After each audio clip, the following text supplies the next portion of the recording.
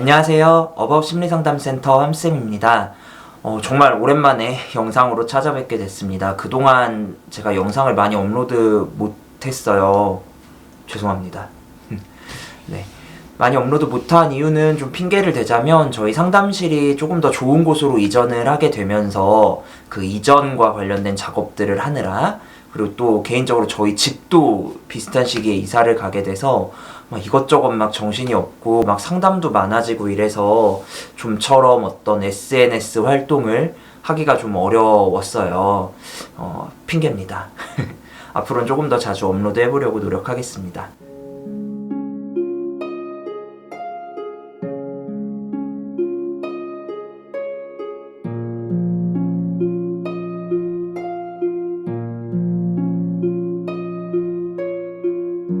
오늘은 자존감에 대한 이야기를 좀 해보려고 해요. 이게 너무 이제 우리에게 익숙한 개념이 되어버린 자존감이죠. 뭐 한 10년 전만 해도 자존감이라는 단어가 이렇게 익숙했던 단어는 아닌 것 같은데, 뭐 여러 방송 매체에서 자존감에 대한 얘기를 많이 다루게 되면서 자존감이 우리에게 굉장히 친숙한 단어가 된 것 같아요. 그래서 상담실에도 자존감에 대한, 내가 자존감이 낮아서 좀 힘들어요 라는 말을 하면서 찾아오시는 분들이 굉장히 많은 것 같습니다. 근데 이게 계속 얘기를 듣다 보면은 자존감에 너무 익숙해져 버린 나머지 우리가 힘들어지는 여러 가지 이유들을 다 자존감을 가지고만 설명하는 것 같아요. 무슨 말이냐면, 저는 자존감이 낮아서 우울하고요, 자존감이 낮아서 불안하고요, 뭐 자존감이 낮아서 인간관계에서 할 말 제대로 못하고요, 자존감이 낮아서 내가 하는 일 모든 일에 자신감이 없고요. 마치 이런 어떤 자존감이 마치 만병의 근원이 돼버린 것 같아요. 저는 자존감 만능주의라는 말을 하는데, 마치 자존감이 낮아서 나의 모든 문제가 비롯되고, 반대로 내 자존감만 높아지면 나의 여러 가지 심리적인 어려움이나 모든 것들이 다 나아질 거다 라고 생각하는 어떤 경향이 있는 것 같아요, 요즘에. 그래서 오늘은 이런 자존감 만능주의에 대한 얘기를 좀 해보려고 하는데요. 사실 이게 자존감이 높아지면 여러 가지 심리적인 어려움들이나 내 삶이 조금 더 살만해진다라는 게 틀린 말은 아니에요. 그래서 자존감을 높이는 게 굉장히 중요한 건 맞아요. 그래서 상담에서도 자존감을 높인다라는 건 어떻게 보면 늘 깔려있는 주제인 거죠. 근데 이게 문제는 자존감이라는 게 내가 나를 어떻게 여기느냐가 결국 자존감이잖아요. 근데 이 자존감이라는 게 눈에 보이는 게 아니라는 거예요. 그래서 이 자존감을 높인다는 걸 대체 뭘 어떻게 해야 되는 건지 모르겠는데, 하여간 이 자존감 때문에 내 모든 문제가 생겨버린 것 같은 거예요.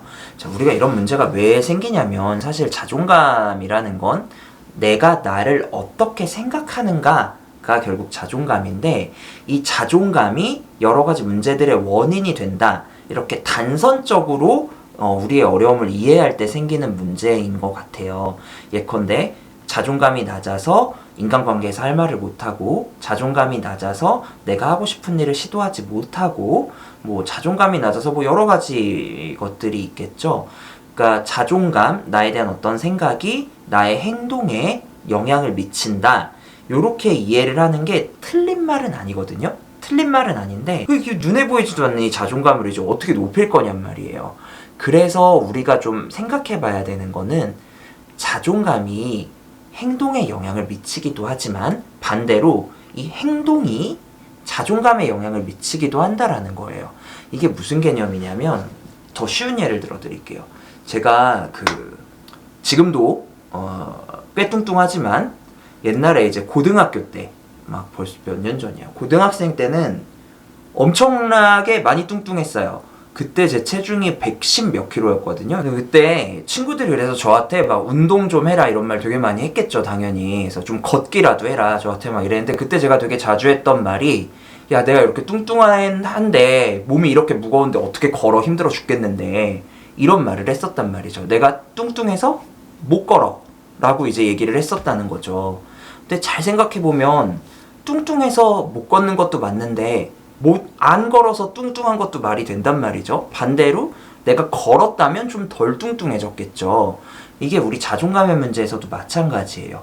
내가 자존감이 낮아서 어떤 문제가 생긴다, 내가 자존감이 낮아서 어떤 행동을 못한다 라고 했을 때 우리가 사실 신경 써야 되는 건 어떻게 하면 이 자존감 자체를 높이느냐, 내가 어떻게 하면 나를 잘 존중할 수 있을까에 대해서 고민해보는 것도 당연히 필요한데요. 우리가 많이 놓치는 거는 이 행동의 변화를 이 자존감만 높아지면 다 해결될 것처럼 생각한다라는 게 문제라는 거예요. 제가 그래서 자존감을 높이려면 어떻게 해야 되냐, 여기저기 가면은 제가 상담사라는 걸 알면 주변에서 막 이런 걸 많이 물어봐요. 아니, 자존감을 높이려면 대체 어떻게 해야 돼요? 라고 저한테 물어봐요.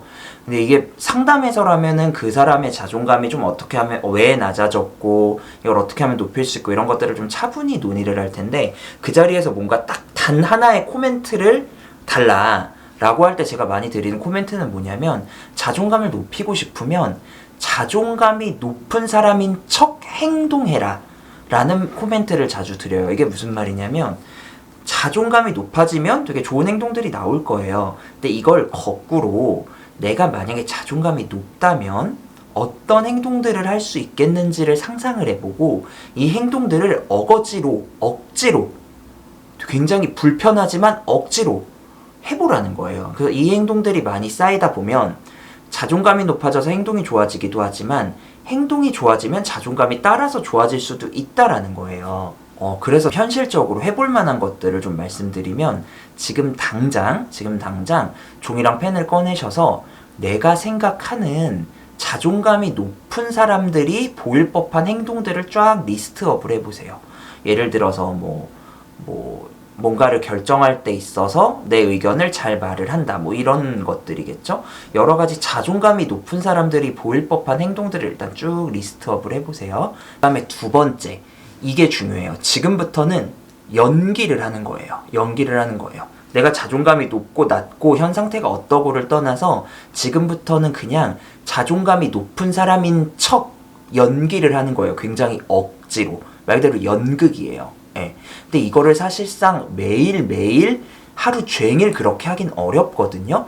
그래서 어떻게 하시면 좋냐면, 아까 그 리스트업 한 것들 중에 하루에 딱 한 개씩만, 하루에 딱 한순간만 내가 자존감이 높다면 보일 법한 행동들을 억지로 해보세요.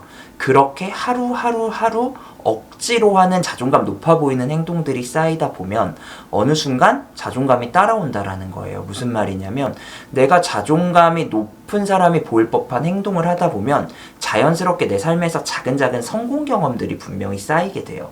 그러다 보면 나 이거 괜찮네, 해볼 만하네, 나 이거 할 만하구나 라는 생각이 생긴다는 것. 또 한 가지는 그런 작은 행동들이 하나하나 쌓이다 보면 주변에서 나를 보는 평가가 바뀌게 돼요.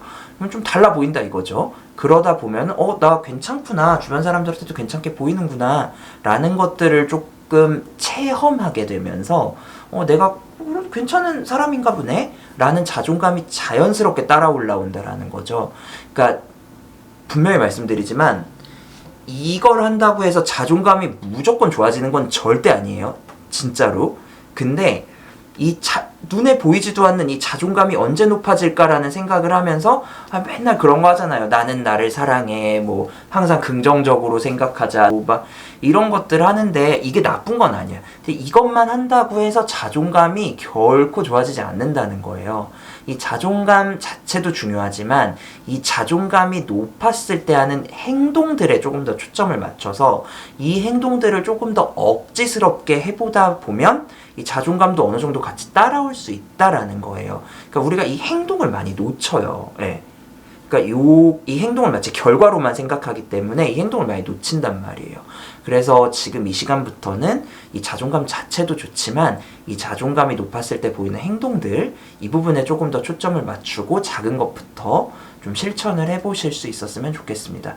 더불어 이런 자존감 자체, 그리고 자존감이 높았을 때 할 법한 행동, 이런 것들을 좀 아울러서 같이 잘 다룰 수 있는 게 심리상담에서 할 수 있는 것들이기도 하니까요. 자존감을 높이고 싶다라고 하면 심리상담도 좀 적극적으로 활용해 보시면 좋을 것 같습니다.